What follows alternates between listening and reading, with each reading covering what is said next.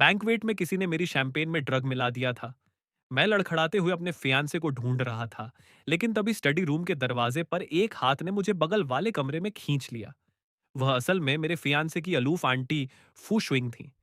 मैं इस untouchable flower से हमेशा डरता आया था। वह लड़का कहाँ भाग गया? मिस ये ने कहा था कि वह यहीं सेकंड फ्लोर पर था। अगर हमने आज रात उसे डिलीवर नहीं किया तो हम दोनों को नॉर्दर्न म्यांमार भेज दिया जाएगा और हमारी वाट लग जाएगी। दरवाजे के बाहर से दो आदमियों की आवाजें गूंजी। उन्होंने पीछे हाथ बढ़ाकर दरवाजा लॉक कर दिया। वह बंदा पक्का अंदर ही होगा। दरवाजा खोलो साले। ट्रक का असर बढ़ गया था, जिसने मेरी पूरी ताकत छीन ली। मेरी नजर धुंधली हो गई और मैं फर्श पर गिर पड़ा। आज रात तो मेरा काम तमाम है। अनाथालय में 18 साल तक तकलीफें सहने के बाद मैं आखिरकार कॉलेज पहुंचा था और मेरे बायोलॉजिकल पेरेंट्स ने मुझे ढूंढ लिया था। क्या मेरी यह पीसफुल लाइफ बस कुछ ही दिनों में खत्म हो रही है? क्या तुम मरना चाहते हो? हॉलवे में तुरंत सन्नाटा छा गया। सिर्फ खौफजदा फुसफुसाहटें रह गईं। ये तो वही रुथलेस फूशिंग है। भागो। मैंने राहत की सांस ली ही थी कि मेरे अंदर की जलन और ज्यादा बढ़ गई। मेरा होश खोने लगा। मैं मुश्किल से खड़ा हुआ, लड़खड़ाते हुए आगे बढ़ा और दरवाजे के पास खड़ी उस स्लैंडर और टॉल फिगर पर गिर पड़ा। मैंने उस महिला की पतली कमर पकड़ी, नीचे देखा और उन्हें किस कर लिया। मैं उन्हें पूरी तरह से अपने अंदर समेट लेना चाहता था। जब तक मुझे खून का हल्का स्वाद नहीं मिला, तब तक मेरा धुंधला दिमाग थोड़ा साफ नहीं हुआ था। फूशविंग, तुम बहुत सेक्सी हो। जांग चेन, क्या तुम्हें पता है कि तुम इस वक्त किसे किस कर रहे हो? मेरी सोचने समझने की क्षमता तो ड्रग की वजह से बहुत पहले ही खत्म हो चुकी थी। मैंने उनके कान में फुसफुसाया, मुझे पता है, इस महिला ने, जिसने हमेशा पुरुषों से दूरी बनाकर रखी थी, कभी उम्मीद नहीं की थी कि वह मेरे साथ इस तरह उलझ जाएगी। मैं उनकी गर्दन से होते हुए उनके होठों तक किस करता गया और भारी आवाज में बार बार उनका नाम पुकारता रहा। शुइंग, फू शुइंग। जब मेरी आंख खुली तो मैं अभी भी फू शुइंग को कसकर पकड़े हुए था। जब मुझे एहसास हुआ कि मैंने क्या कर दिया है तो मैं कांप उठा। सब कुछ हाथ से निकल चुका था। उनकी अक्सर ठंडी रहने वाली आंखों में अब एक हल्की सी स्माइल थी। Relax, baby. नहीं, मैं गलत थी। तुम छोटे बदमाश। तुमने मेरा पूरा फायदा उठाया, अपना काम निकाला और अब ऐसे प्रिटेंड करना चाहते हो जैसे कुछ हुआ ही नहीं। उन्होंने अपनी इंडेक्स फिंगर मेरे होठों पर रखी और मुझे चुप रहने का इशारा किया। कोई आ रहा है। चाबी कहाँ है? जांग चेन पक्का अंदर किसी घटिया औरत के साथ रंगरेलियां मना रहा है। मैंने अपनी भवें सिकोड़ी और घबराहट में अपनी मुट्ठियां भींच लीं। वह मेरी फियांसे थी। फू शुइंग का चार्मिंग चेहरा तुरंत ठंडा और सख्त हो गया। फियांसे, फू यी देखो, जांग चेन सच में किसी घटिया औरत के साथ रंगरेलियां मना रहा है। वह ऐसा कैसे कर सकता है? जब फू यी ने फू शुइंग को मेरी बाहों में देखा तो उसके होश उड़ गए। उसने जांग यी बाई को खींचकर घुटनों के बल बैठा दिया। यही आप कैसे हो सकती हैं? फू शुइंग की आंखों में मजाक उड़ाने का एहसास और गहरा हो गया। वरना तुम्हें क्या लगा था कि कौन होगा? जांग छेन, वह शादी से पहले ऐसा चक्कर चलाने वाला बंदा नहीं लगता। दीदी, क्या आपको यकीन है कि आप जांग छेन को फंसा सकती हैं? क्या होगा अगर वह इस ट्रैप में न फंसे? वह कितना भी कंट्रोल कर ले, लेकिन वह तुमसे ज्यादा तो सहन नहीं कर सकता। आपने जो दो बंदे ढूंढे हैं, क्या वे रिलायबल हैं? अगर वे उसे न पकड़ पाए तो? चिंता मत करो, मैंने एक बूढ़ी औरत का भी बैकअप प्लान तैयार रखा है। हाँ, अगर वे फेल भी हो गए तब भी मेरे पास प्लान है। एक बार वो कोई स्कैंडल कर दे, फिर मैं लोगों को लाकर उसे रंगे हाथों पकड़वा दूंगी। मैं सबको दिखा दूंगी कि वह असल में कैसा इंसान है। दीदी, आपने मुझसे शादी करने का वादा किया था। आप मुझे इसीलिए तो डंप नहीं कर देंगी क्योंकि मेरे पास जांग फैमिली का ब्लड लाइन नहीं है? मैं ऐसा कैसे कर सकती हूँ? तुम इतने अमेजिंग हो, मैं तुम्हें किसी और का कैसे होने दे सकती हूँ? मेरी मौजूदा सिचुएशन के बारे में सोचकर अक्सर शांत रहने वाली उस औरत के चेहरे पर हल्की घबराहट दिखाई दी। वह मुड़ी और बाहर भागी, मेन बिल्डिंग में मुझे ढूंढने लगी। जब उसने पहली बार उसे देखा था, नाशपाती के फूलों के पेड़ के नीचे, तो दुनिया के सारे खूबसूरत शब्द भी आचेन की खूबसूरती बयां करने के लिए कम पड़ जाते। फूशुइंग को अंदाजा भी नहीं था कि वह कितनी देर से उसे देख रही थी, जब तक कि उसके असिस्टेंट ने आकर उसे जल्दी चलने को नहीं कहा और वह आखिरकार काम करने के लिए स्टडी रूम में वापस लौटी। लेकिन यह सोचकर कि आज चेन असल में उसकी नीच भांजी का फियांसे था, उसके हाथ की फाउंटेन पेन पर पकड़ अचानक मजबूत हो गई। फू यी, क्या वह उसके लायक भी है? उसके दिल में एक अजीब ख्याल तेजी से बढ़ने लगा। आचेन से शादी करने वाली लड़की मैं क्यों नहीं हो सकती? फू शुइंग ने काफी देर तक मेन बिल्डिंग में खोजा और आखिरकार उसने मुझे सेकंड फ्लोर के हॉलवे में दीवार के सहारे लड़खड़ाते हुए देखा। मुझे पास से गुजरता देखकर उसने तुरंत दरवाजा खोला और मुझे कमरे के अंदर खींच लिया। वह सच में ड्रग के असर में था। वह बेकार कचरा फू यी वह सच में फू फैमिली का हिस्सा बनने के लायक नहीं है। इस वक्त फू यी और जांग ही बाई अभी भी फर्श पर घुटनों के बल बैठे हुए थे। फू यी डर के मारे कांप रही थी, लेकिन यह याद आते ही कि उसने पहले ही सिक्योरिटी कैमराज से निपट लिया था, उसने चुपके से राहत की सांस ली। दूसरी ओर जांग यी बाई मुझे घूर घूर कर देख रहा था।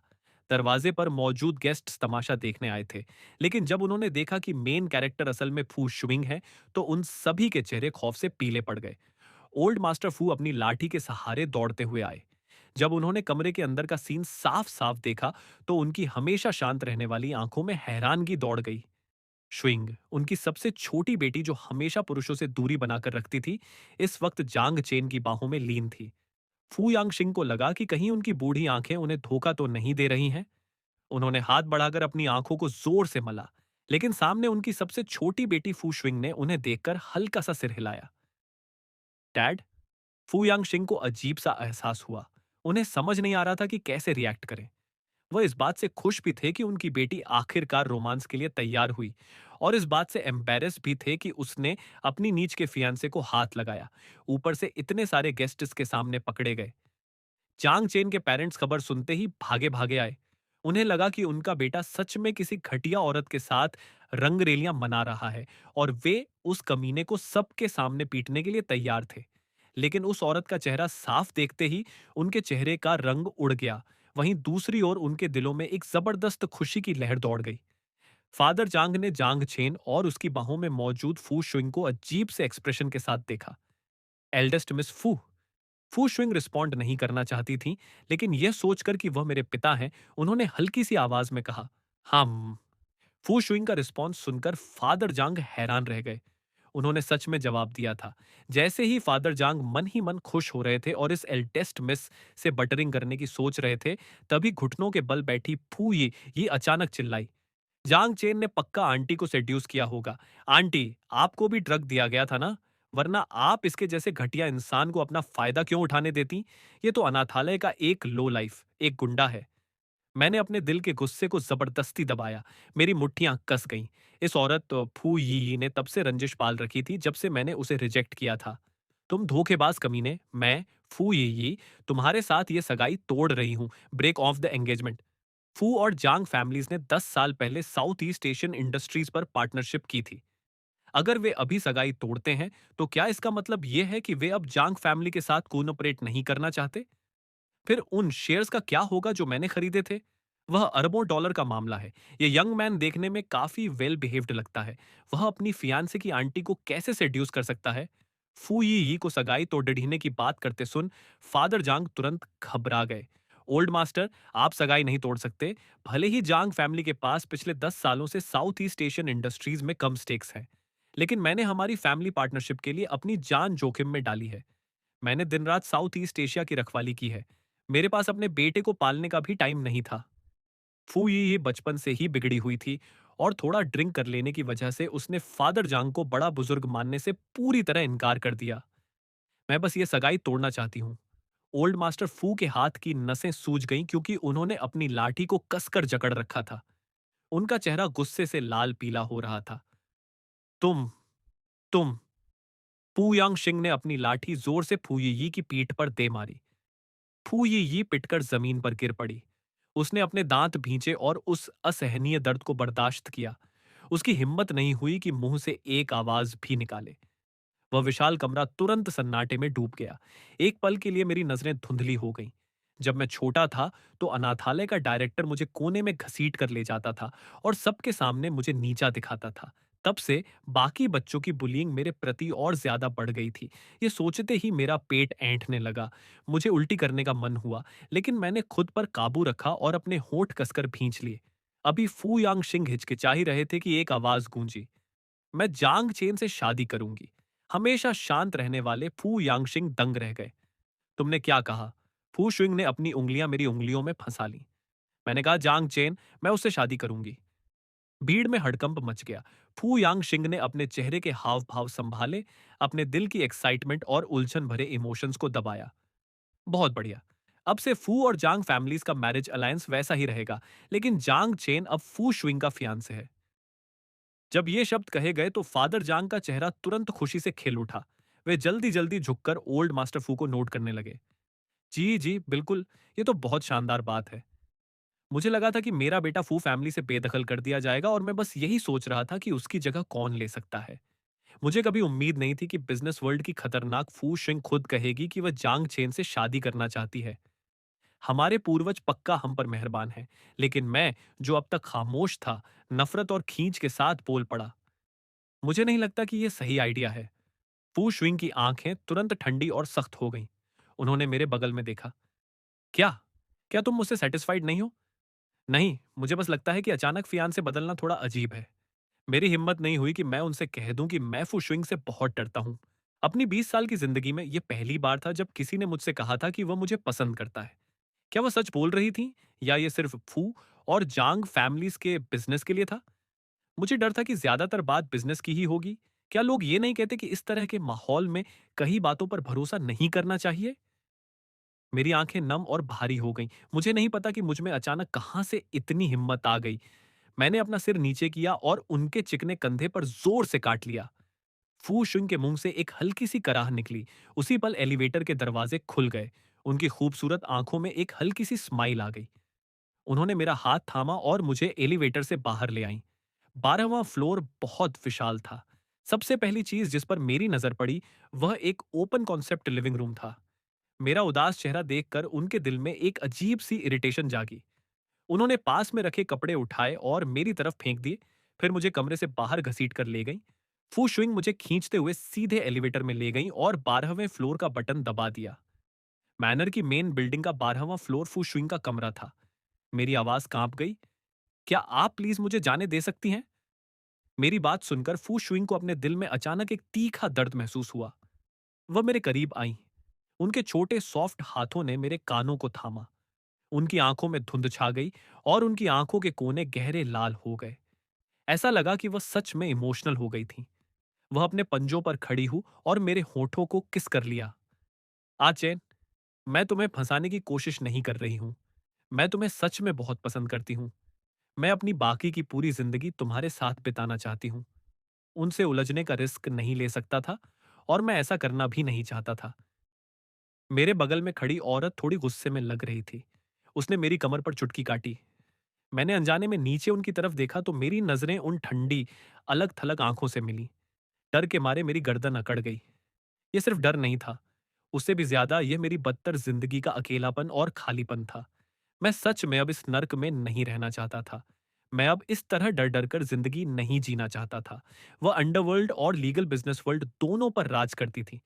मैंने अपनी जिंदगी के शुरुआती 20 साल पहले ही खौफ में बिताए थे। अपनी बाकी की लाइफ के लिए मैं बस एक नॉर्मल इंसान ढूंढना चाहता था और शांति से रहना चाहता था। फूशविंग का बैकग्राउंड बहुत गहरा था। मैं बड़ी सी फ्लोर टू सीलिंग विंडोज के बाहर सामने वाले किनारे से हजारों रोशनियां हल्की हल्की दिखाई दे रही थी। चांदनी रात में वह मुझे खींचकर खिड़की के पास ले आई। वह मुझसे पूरी तरह सटकर खड़ी हो गई। मैं उनके शरीर की सॉफ्टनेस को महसूस कर सकता था। नीचे नजर दौड़ाई तो मैन बिल्डिंग के एंट्रेंस पर अभी भी कुछ बिखरे हुए गेस्ट्स बातें कर रहे थे। मुझे नहीं पता था कि नीचे खड़े लोग हमें साफ देख सकते हैं या नहीं, लेकिन इस वक्त हमारी पोजीशन वाकई जरूरत से ज्यादा इंटीमेट थी। फूशिंग ने खिड़की के बाहर बनी ऊंची ऊंची गगनचुंबी इमारतों की तरफ इशारा किया। उन्होंने हल्की आवाज में कहा, यह पूरी दुनिया तुम्हारी है। मुझे जरा भी खुशी या इमोशनल महसूस नहीं हुआ। मुझे सिर्फ खौफ महसूस हुआ। मुझे लगा जैसे मेरी प्राइवेसी और बाउंड्रीज को बेदर्दी से तोड़ा जा रहा है। मुझे इस तरह का दखल बिल्कुल पसंद नहीं था। मैं बड़ी मुश्किल से अनाथालय से भाग पाया था। आखिरकार कॉलेज पहुंचा था और एक नॉर्मल लाइफ जीने के लिए अपनी पूरी ताकत से लड़ा था। उन्हें क्या हक था कि वे मुझसे ये सब जबरदस्ती छीन लें?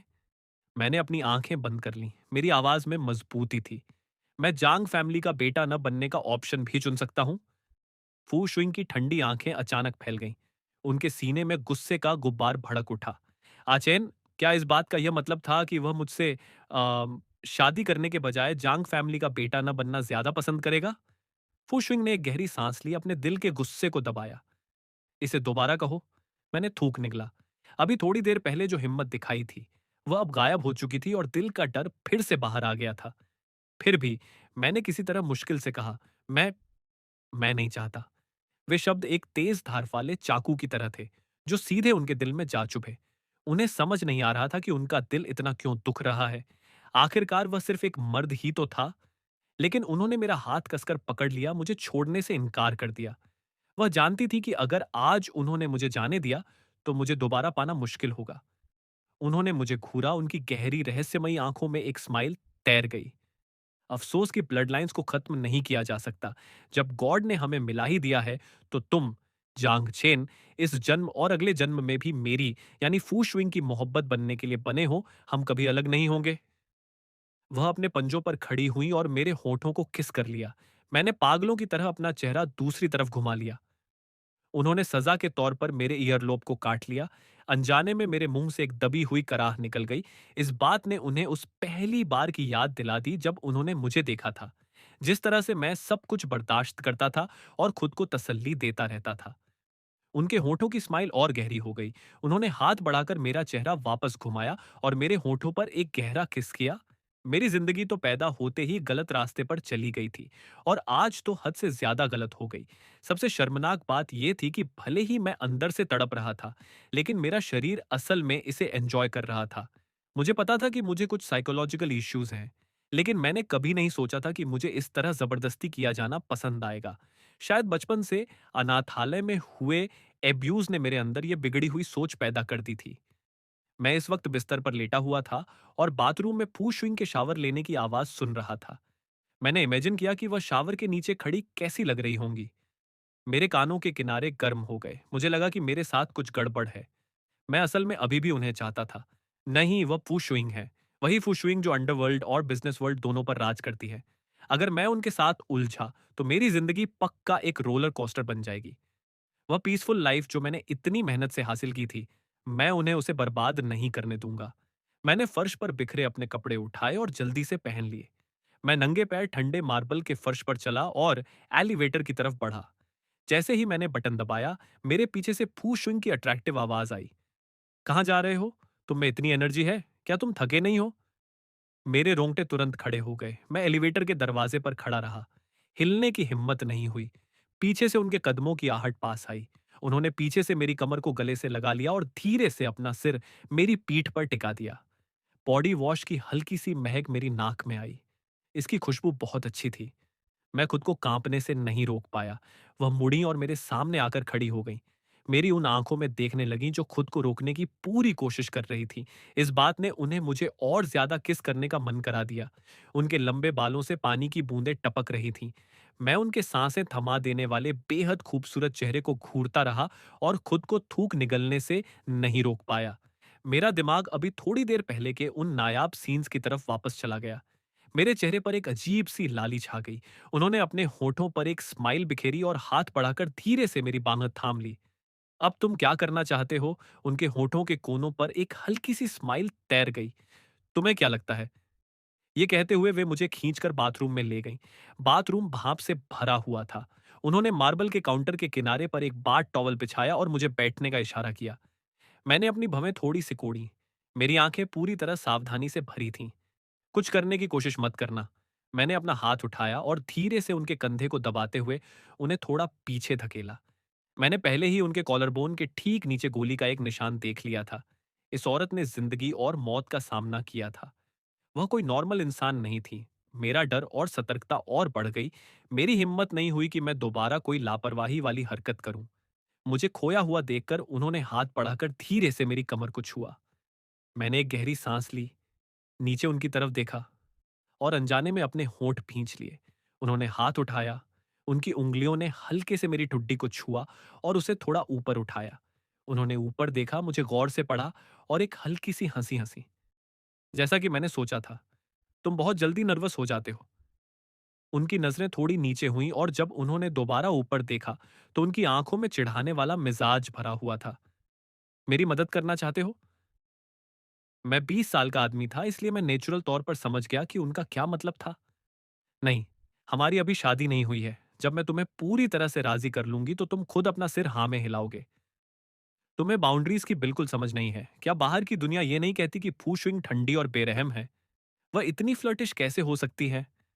मैंने अपने होंठ भींचे, मेरी नजरें एक पल के लिए इधर उधर भटक गई। उन सीन्स के बारे में सोचकर मुझे बहुत एम्बेरस फील हो रहा था। मैंने अपनी आवाज धीमी रखी, लेकिन उसमें मजबूती बनाए रखी। मैंने कहा, मैं नहीं चाहता। मेरी इस घबराई और खुद को रोकती हुई हालत ने उन्हें काफी हंसाया। उन्होंने एक कदम आगे बढ़ाया और धीरे से मेरे होठों को किस कर लिया। शायद इसलिए कि मेरी नसें पूरी तरह से खिंच चुकी थीं। मेरी आंखों के आगे अंधेरा छा गया और मेरा होश खोने लगा। मेरा शरीर थोड़ा टगमगाया और उनकी तरफ झुक गया। उन्होंने जल्दी से हाथ बढ़ाकर मुझे मजबूती से संभाल लिया। मेरा गाल धीरे से उनके सीने के उस निशान पर टिक गया जैसे ही मैं बेहोश हुआ। उन्होंने नीचे मेरी तरफ देखा और अपना चेहरा मेरे चेहरे के पास ले आई। कितना हैंडसम है। फिर उन्होंने मेरे माथे के बीचों बीच एक जलता हुआ किस कर दिया।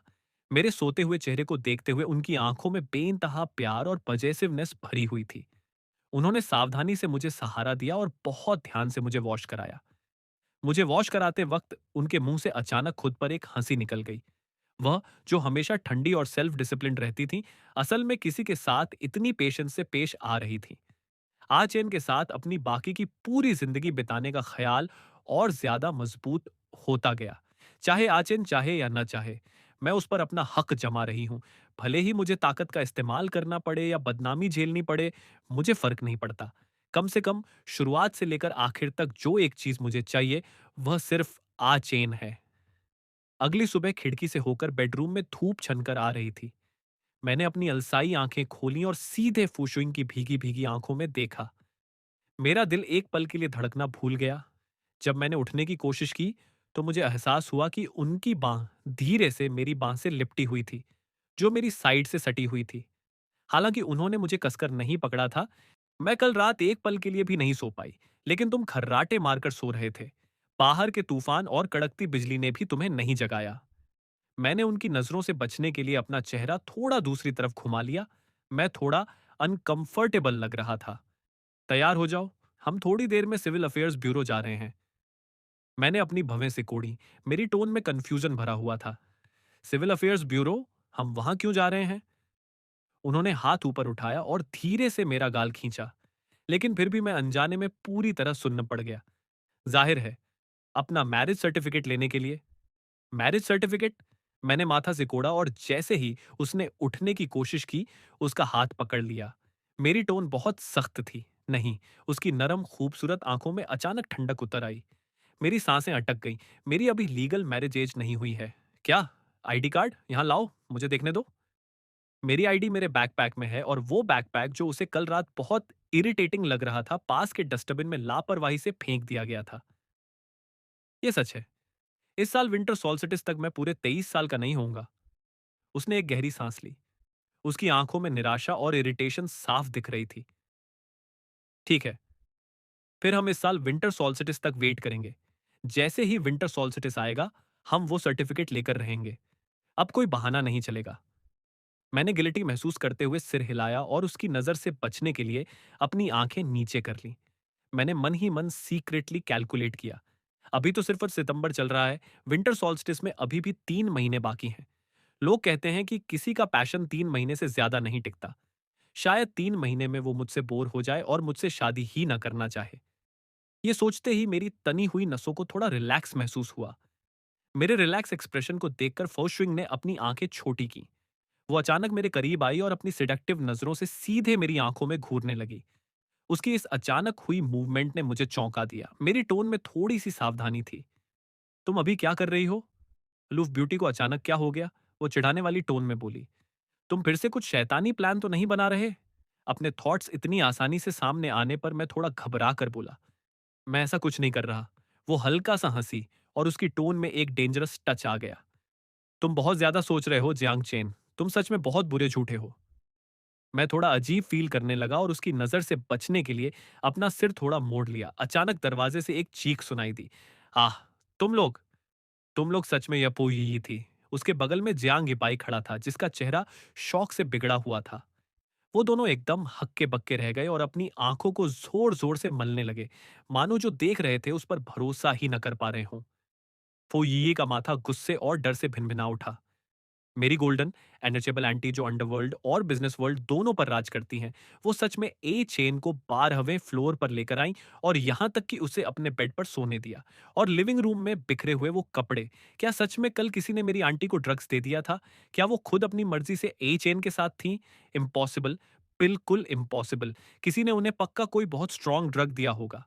जियांग बाई जितना इस बारे में सोचता, उतना ही उसका गुस्सा बढ़ता जाता। जियांग चेन आखिर फू शुइंग के साथ कैसे सेट हो सकता है? अब मेरा पूरा प्लान बर्बाद हो गया है और जियांग फैमिली में मेरा स्टेटस भी खतरे में है।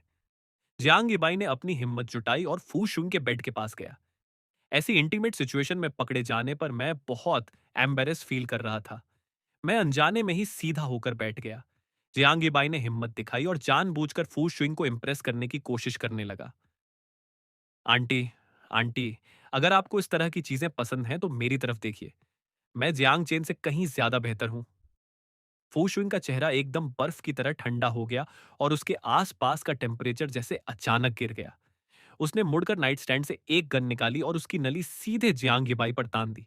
उसकी टोन एकदम फ्लैट थी। दफा हो जाओ यहां से। जियांग गिबाई एक स्पॉइल्ड ब्राइट था और उसने देश में कभी ऐसी चीज नहीं देखी थी। डर के मारे उसकी टांगों ने जवाब दे दिया और वो सीधे फर्श पर गिर पड़ा। फू शुइंग ने गन का हैमर कॉक कर दिया। मैं भी पूरी तरह डर गया था। मेरी बॉडी कांपने लगी और मैंने अपना चेहरा दूसरी तरफ घुमा लिया। मेरी हिम्मत ही नहीं हुई देखने की। उसने मेरा रिएक्शन नोटिस किया और मेरी तरफ देखा। फू शुइंग ने फिर दरवाजे पर खड़ी उस औरत की तरफ देखा।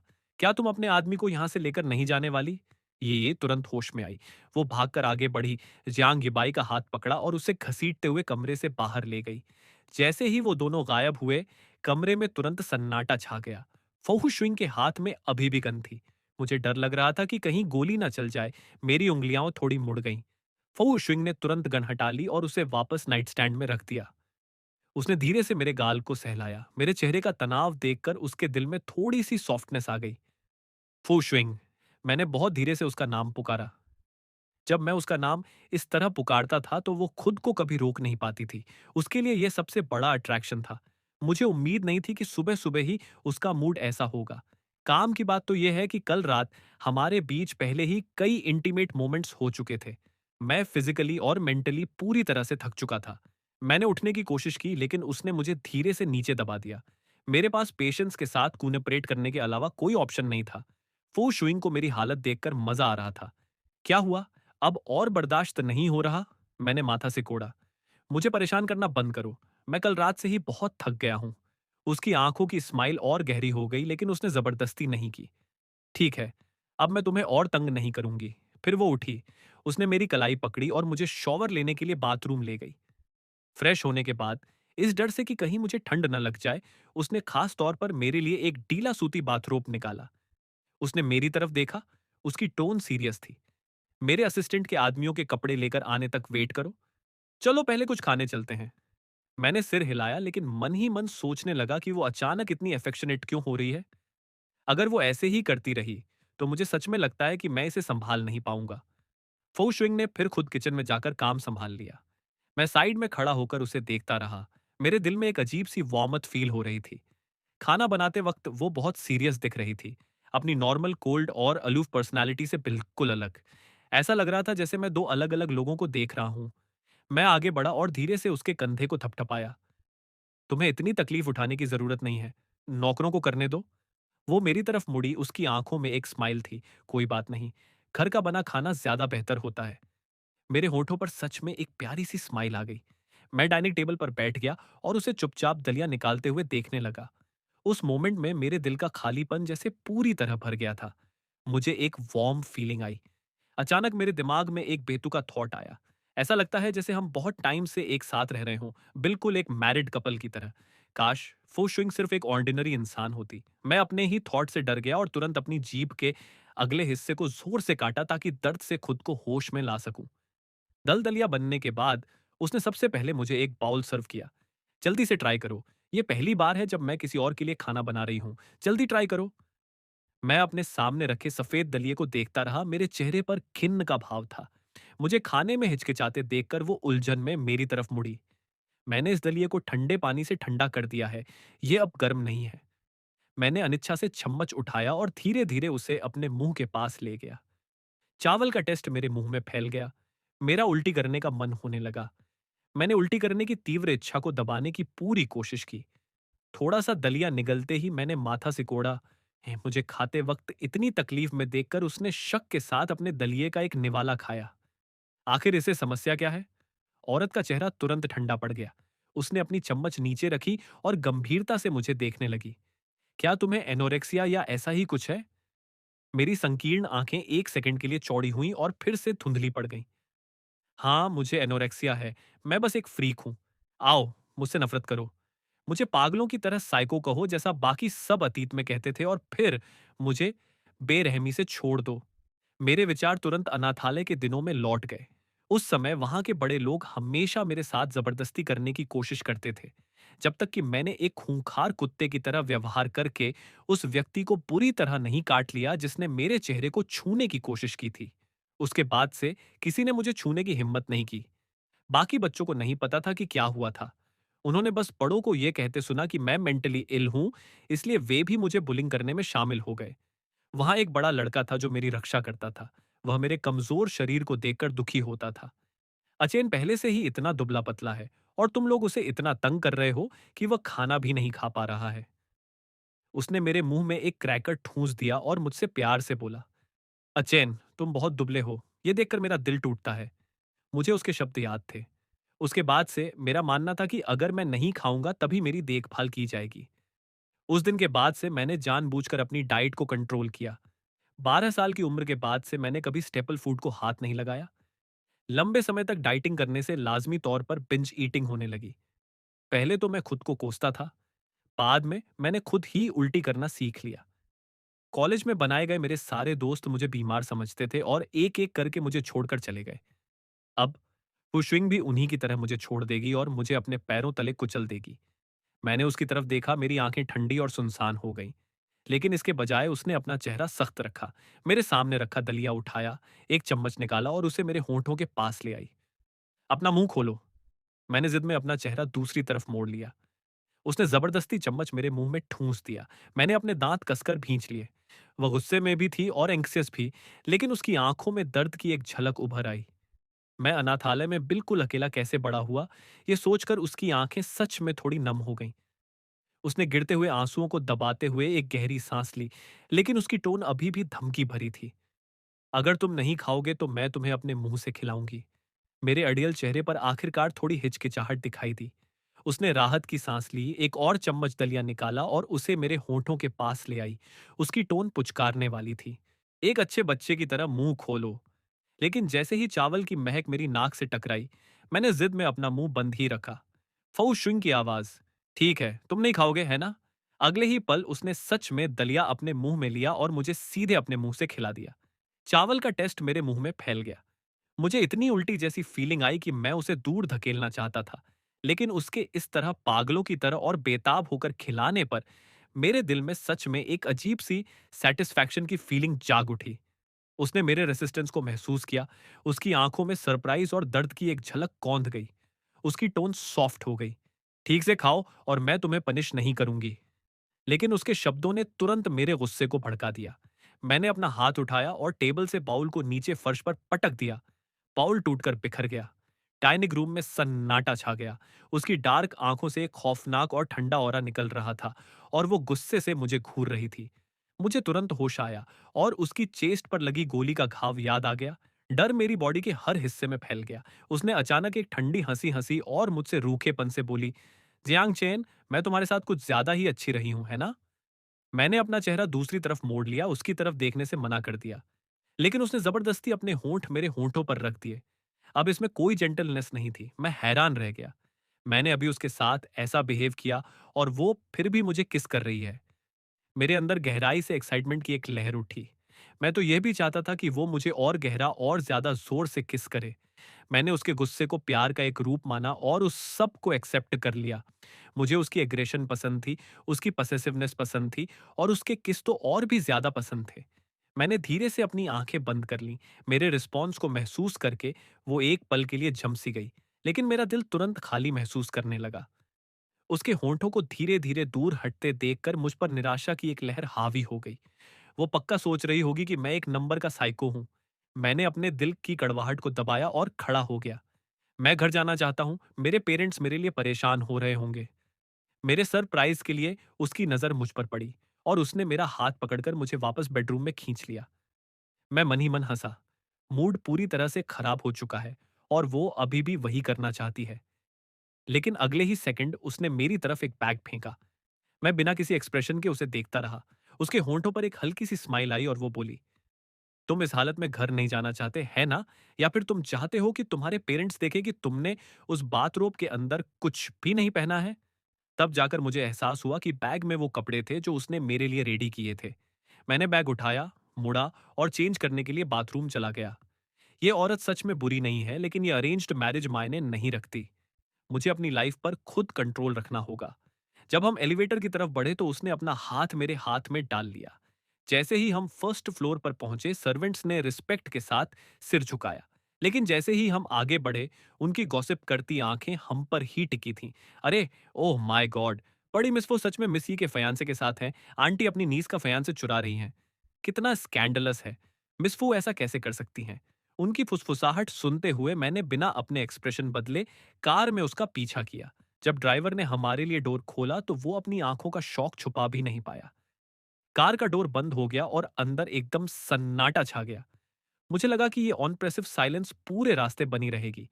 हालांकि फू शुइंग अचानक बोल पड़ी, भले ही हमें विंटर सॉल्स्टिस तक हमारा मैरिज सर्टिफिकेट न मिले, लेकिन हम अपनी एंगेजमेंट पार्टी जल्दी रख सकते हैं। वो दुनिया को यह अनाउंस करना चाहती थी कि मैं फू शुइंग का आदमी हूं। मैंने जल्दी से अपना सिर हिलाया। ऐसा मत करो।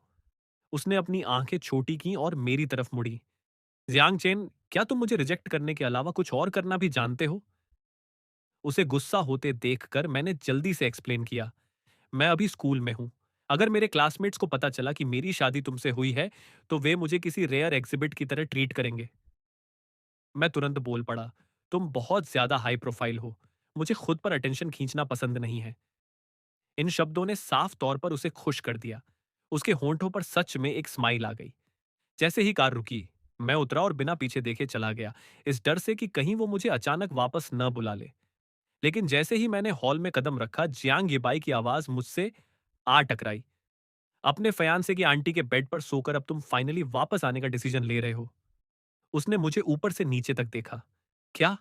क्या फूशुइंग ने तुम्हें इस्तेमाल करके फेंक दिया? मैं बस जल्दी से ऊपर जाकर अपना होमवर्क करना चाहता था। मैं उससे उलझना नहीं चाहता था। लेकिन जैसे ही मैं उसके पास से गुजरा, जियांग येबाई पीछे से आया और उसने मेरा कॉलर पकड़ लिया। तुम्हारी हिम्मत कैसे हुई फू शुइंग की कार में वापस आने की? तुम जानबूझकर शो ऑफ कर रहे हो, है ना? मैं मुड़ा और उसका हाथ थप्पड़ मारकर हटा दिया। उसने यकीन न करते हुए मेरी नाक की तरफ उंगली उठाई। तुम्हारी हिम्मत कैसे हुई मुझे मारने की? मैं पूरी तरह से हैरान था। ठीक उसी मोमेंट मम्मी और पापा सेकंड फ्लोर से नीचे आए। जियांग येबाई ने तुरंत अपनी टोन बदल ली। मम्मी, जियांग चेन मुझे बुली कर रहा है। उसने मुझे फेक कहकर मेरा मजाक उड़ाया। जैसे ही मेरी मम्मी ने यह सुना, उन्होंने तुरंत सख्त चेहरा बना लिया और मुझे डांटने लगी। हमारा ये बाई फू यी से शादी करने वाला है, उसे अभी के अभी सॉरी बोलो। मैं उस चीज के लिए सॉरी नहीं बोलूंगा जो मैंने की ही नहीं। इतना कहकर मैं जाने के लिए मुड़ गया, लेकिन पीछे से मेरे पापा की गुस्से भरी चीख सुनाई दी।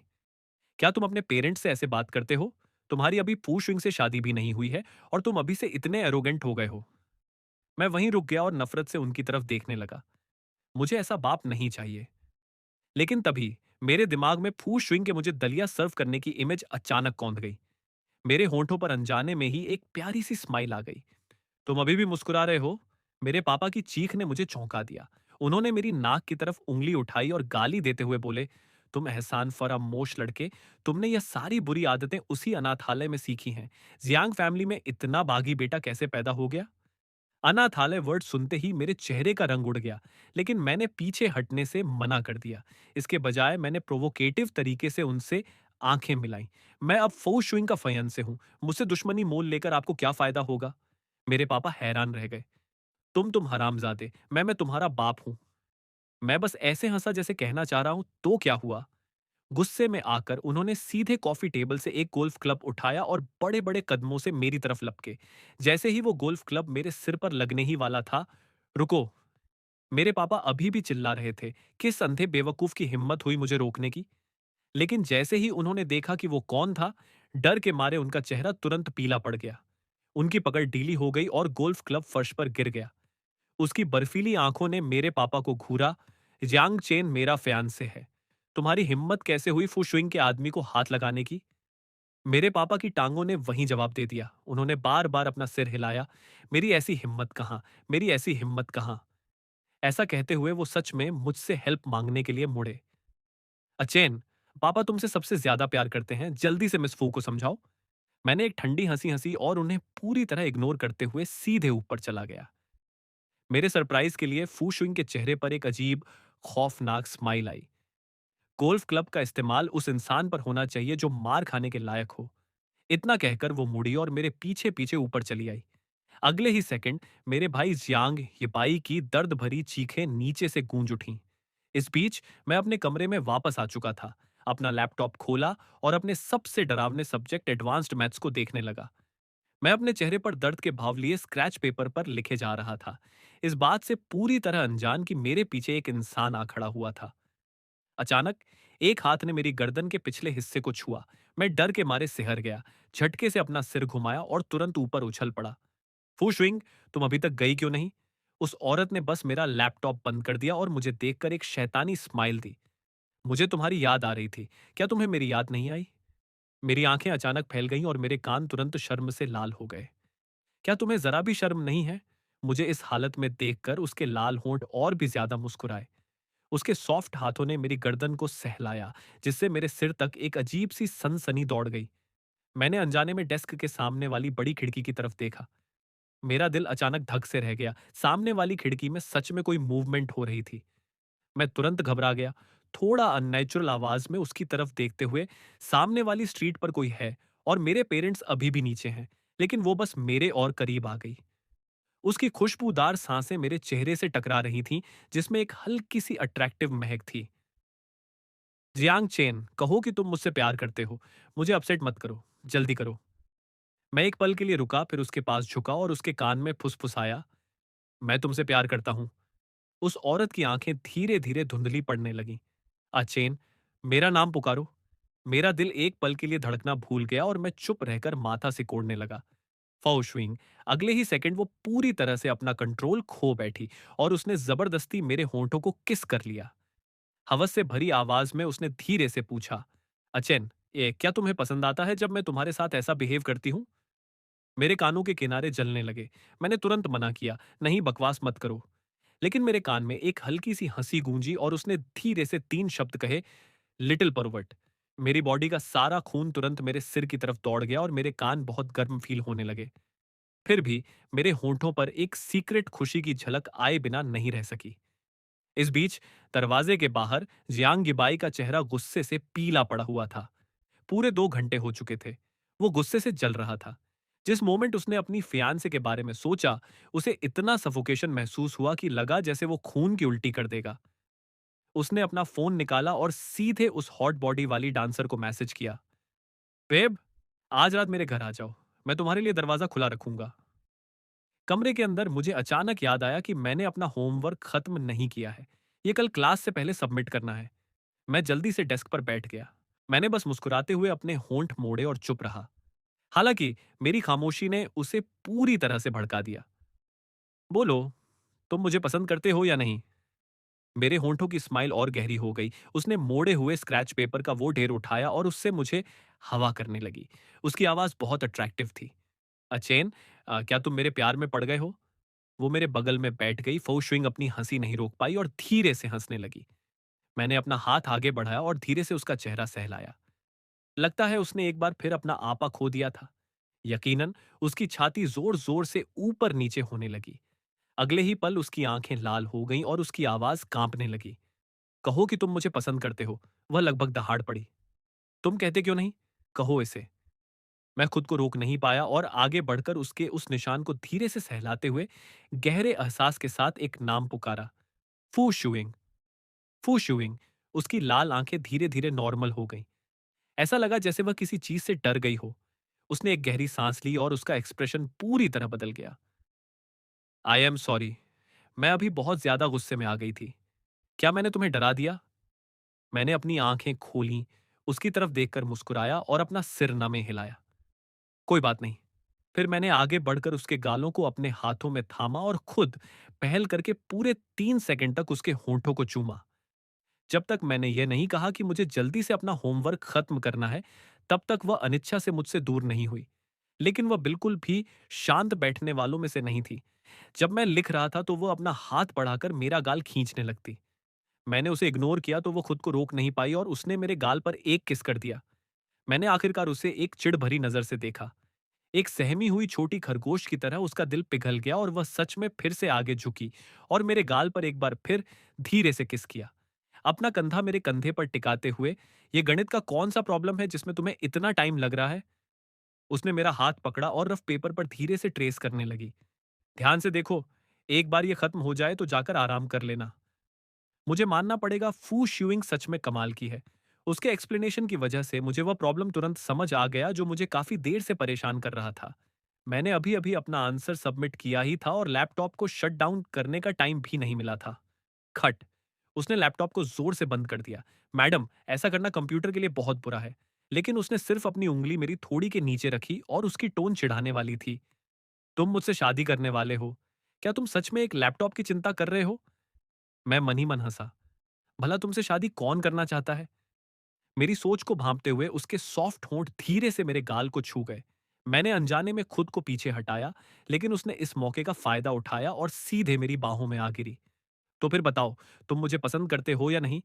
मैंने अपना मुंह फेर लिया और जवाब देने से इनकार कर दिया, लेकिन उसकी आवाज अचानक तेज हो गई। बताओ, तुम कहने वाले हो या नहीं? मैं थोड़ा निशब्द हो गया। प्लीज मैडम, हम सिर्फ कल ही तो मिले थे। किसे पता था कि वह सच में गुस्सा हो जाएगी। जांग चेन, हम 2 महीने पहले हवेली की स्टडी रूम में मिले थे। वह स्टडी रूम। मेरी यादें तुरंत 2 महीने पीछे चली गईं। वह पहली बार था जब मैंने फू शुइंग को देखा था। उस समय मेरे पिता मुझे आसपास ले जा रहे थे और फू फैमिली के बड़ों से एक एक करके मिला रहे थे और फू शुइंग डेस्क पर बैठी थी। वह बहुत ही कोल्ड और शांत दिख रही थी, जिससे एक ऐसी वाइब आ रही थी जिससे कोई उसके पास जाने की हिम्मत न करे। मेरे पिता तो मुझे उसके पास ले जाने की हिम्मत भी नहीं कर सके। उन्होंने बस मुझसे कहा कि मैं अपनी मंगेतर फू युई को ढूंढूं। लेकिन जैसे ही मैं फू युई के कमरे में पहुंचा, मैंने उसे जांग हिबाई के साथ काफी करीब देखा। मैं चुपचाप गार्डन में जाकर छिप गया। इससे कोई फर्क नहीं पड़ता था। जब तक मैं एक शांतिपूर्ण जिंदगी जी सकता था, मुझे फर्क नहीं पड़ता था कि मैं किससे शादी करूं। अनाथालय में रहने से तो यह फिर भी बेहतर था। वैसे भी मुझे पसंद नापसंद का कोई हक नहीं था। लेकिन सिर्फ आधे घंटे बाद मेरे पिता ने अचानक मुझे कॉल किया। उनकी आवाज एक्साइटमेंट से कांप रही थी। पता चला कि फू शिविंग ने अपना काम खत्म करने के बाद खिड़की के पास खड़े होकर मुस्कुराया था। मेरे पिता ने सोचा कि यह जिंदगी में एक बार मिलने वाला मौका है और उन्होंने मुझे तुरंत ऊपर जाने के लिए कहा। मेरा दिल जोर से धड़कने लगा। मैं अभी अभी आया था और मेरी पैंट पर कीचड़ के छींटे लगे हुए थे। मैंने सुना था कि उसने पहले लोगों को मारा है और वह हमेशा अपने पास गन रखती है। क्या वह मुझे वहीं मौके पर गोली मार देगी? मैं घबराता हुआ स्टडी रूम के दरवाजे तक पहुंचा। मुझे डरते हुए देखकर मेरे पिता ने मुझे बेकार कहकर डांटा और मुझे घसीटकर फू शूइंग के ठीक सामने खड़ा कर दिया। रोशनी के सामने वह किसी अछूती देवी जैसी लग रही थी। मैंने अपना सिर नीचे रखा, उसकी तरफ देखने की हिम्मत नहीं की। अगले ही पल मेरे पिता ने मेरी बांह को जोर से दबाया। बेवकूफ, उन्हें ग्रीट करो। मैंने जल्दी से उसकी तरफ एक नजर देखा, फिर तुरंत अपना सिर वापस झुका लिया। मिस फू। लेकिन उसने कोई जवाब नहीं दिया। उस सन्नाटे ने मेरे रोंगटे खड़े कर दिए। मुझे बिना कपड़े बदले उससे मिलने आने पर बहुत पछतावा हुआ। मैं उसके होंठों की हल्की सी मुस्कान देखना पूरी तरह भूल गया। आखिरकार मेरे पिता ने एक माफी भरी मुस्कान दी और मुझे स्टडी रूम से बाहर खींच लाए। मैं ठंडे पसीने से भीगा हुआ था। डरे हुए मैंने अपने पिता से पूछा, क्या मैंने मिस फू को नाराज कर दिया? लेकिन मेरे पिता ने बस एक सांस ली। उसने तुमसे जाने के लिए नहीं कहा, इसका मतलब है कि उसने तुम्हें स्वीकार कर लिया है। अब से बेहतर होगा कि तुम फू फैमिली के दामाद के रूप में अपना बेस्ट दो। यह सुनकर मैंने आखिरकार राहत की सांस ली। डर और शर्मिंदगी से भरी वो उसके बारे में मेरी पहली छाप थी। लेकिन मैंने सपने में भी नहीं सोचा था कि 2 महीने बाद मैं सच में इस औरत से शादी करने की तैयारी कर रहा हूंगा। ये पूरा सिचुएशन बेहद अजीब था। मैंने खुद को शांत रहने के लिए मजबूर किया, सीधे उसकी आंखों में देखा और कैजुअली झूठ बोल दिया। मुझे 2 महीने पहले की बात कैसे याद रह सकती है? जैसे ही ये शब्द मेरे मुंह से निकले, वहां का माहौल तुरंत जम सा गया। उसके आसपास की हवा डरावनी और भारी हो गई। उसका छोटा सा चेहरा तुरंत गुस्से से फूल गया और उसकी आंखें फिर से उसी डरावने लुक में लौट आईं जैसी हमारी पहली मुलाकात के समय थी। किसी राजा के साथ रहना शेर के साथ रहने जैसा है। उस वक्त मेरे दिमाग में बस यही बात चल रही थी। अब अगर मैं भागना भी चाहता तो नहीं भाग सकता था। मैं अभी के लिए बस उसे बहला सकता था। एक बार मेरे लिए उसका क्रेज खत्म हो जाए तो मैं यहां से निकल जाऊंगा। मैंने पहल की और उसके माथे को चूमा। वह अच्छी तरह जानती थी कि मैं बस आधे अधूरे मन से उसकी तारीफ कर रहा था। फिर भी वह उसमें खो गई, जब तक कि मेरी नजर अचानक आधे खुले दरवाजे के बाहर खड़े एक इंसान पर नहीं पड़ी। मेरी आंखें फटी की फटी रह गईं। वह जांग हिबाई था। उसकी जलन और गुस्से से भरी आंखें टकटकी लगाकर हमें देख रही थीं। वह वहां कब से खड़ा था? उसे खुश करने की मेरी सारी नाकाम कोशिशें उसने देख ली थीं। मेरा दिल किया कि मैं अपना सिर किसी दीवार से टकरा लूं और मर जाऊं।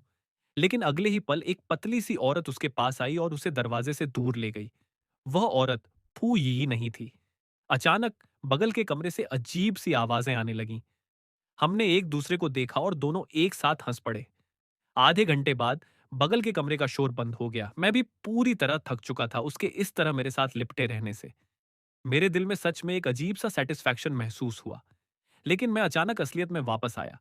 बहुत जल्द वह मेरे साथ खेलकर ऊब जाएगी। मुझे इस प्रोसेस को तेज करना था। औरतें जिस आदमी से सबसे जल्दी ऊबती है, वह वही होता है जो उन्हें खुश करने की बहुत ज्यादा कोशिश करता है। इसलिए मैं पूरी ताकत से चिल्लाया, "श्यूइंग, फू श्यूइंग, आई लव यू।" उसका शरीर अचानक अकड़ गया। अगले ही पल उसने सीधे मुझे देखा। उसकी आंखों में कोई इमोशन नजर नहीं आ रहा था। सच में? मैंने इस ड्रामे को पूरी तरह निभाने का फैसला किया। मैं मुस्कुराया और सिर हिलाया। उसका पूरा एटीट्यूड सॉफ्ट हो गया और उसकी आवाज बहुत ज्यादा सच्ची लग रही थी। "आ चैन, आई लव यू टू। मुझसे झूठ मत बोलना और बस मुझे खुश करने के लिए मत कहना। बाकी की पूरी जिंदगी मेरे साथ रहो, ओके?" मैं एक पल के लिए खो गया, ये सोचते हुए कि वह बस उस मोमेंट के बहाव में बह गई थी। इसलिए मैंने भी उसका साथ दिया और सिर हिलाया। "ओके, मैं पूरी जिंदगी सिर्फ तुमसे प्यार करूंगा।" वो खुद को मेरे और करीब ले आई। बिल्कुल वैसे ही मैं उसे बाहों में पकड़े पकड़े सो गया।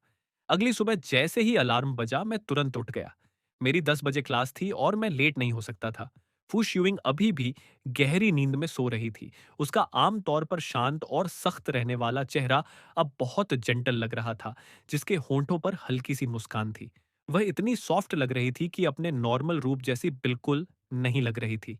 मैंने जल्दी से अपने कपड़े बदले, अपना कैनवास बैग कंधे पर टांगा और आखिरी बार उसकी तरफ देखा। मेरे दिल में एक हल्की सी न चाहने वाली फीलिंग आई, लेकिन मैंने जल्दी से उसे दबा दिया। मैं मुड़ा और तेजी से बाहर निकल गया। उसने मेरे साथ बहुत अच्छा बर्ताव किया था, लेकिन मुझे अपने रास्ते पर चलना था। मैं किसी के साथ बंधना नहीं चाहता था। इस बीच सूरज की रोशनी तेज हो गई, जिससे फू शियुइंग की आंखें धीरे धीरे खुली। उसने अनजाने में अपने बगल की जगह को छुआ, लेकिन वह खाली थी। उसके दिल में अचानक खालीपन महसूस हुआ और एक अजीब सी उदासी उसके अंदर भर गई। इन सभी सालों में फू शियुइंग ने हमेशा अपनी सच्ची फीलिंग्स को छुपाने के लिए अपनी कढ़ाई का इस्तेमाल किया था, लेकिन असलियत में वह किसी भी इंसान से ज्यादा प्यार चाहती थी। कल रात जब मैंने खुद अपने मुंह से उससे आई लव यू कहा, तब जाकर उसके सालों से अकेले और ठंडे दिल को सच में सुकून मिला। वह उठी और बाथरूम में चली गई। सिंक पर टॉयलेटरीज का एक नया सेट रखा हुआ था। उसकी नजर एक हल्के गुलाबी रंग के टूथब्रश पर पड़ी, जिस पर छोटा सा बनी पैटर्न बना हुआ था। उसकी आंखों में एक हल्की सी मुस्कान आ गई। वह जानती थी कि मैंने यह खास तौर पर उसी के लिए तैयार किया था। उसने टूथब्रश उठाया, उस पर थोड़ा सा पेस्ट लगाया और पानी भरने के लिए मैचिंग बनी कप उठाया। उसकी उंगलियां कप के किनारे से हल्की सी छुईं और उसकी धड़कन बिना किसी वजह के तेज हो गई। उसने अपनी आंखें बंद कर लीं और कल रात की तस्वीरें उसके दिमाग में घूमने लगीं। उसके इमोशंस थोड़े ऊपर नीचे हुए। उसने अपने दिमाग को शांत किया। जल्दी से फ्रेश होने के बाद उसने तौलिया धोया और उसे वापस उसकी जगह पर टांग दिया। उसने धीरे से अपना सिर हिलाया, खुद का ही मजाक उड़ाते हुए। सोचने वाली बात है कि मैं एक आदमी की वजह से खुद ऐसी बन जाऊं जो मैं कभी थी ही नहीं। तभी उसे अचानक याद आया, वह मूल रूप से कल यहां आज चेन को रिंग की शॉपिंग पर ले जाने आई थी, लेकिन उसने देखा कि जांग के पिता गोल्फ क्लब लेकर उसे मारने ही वाले थे। उस मोमेंट पर वह सच में बहुत गुस्से में थी।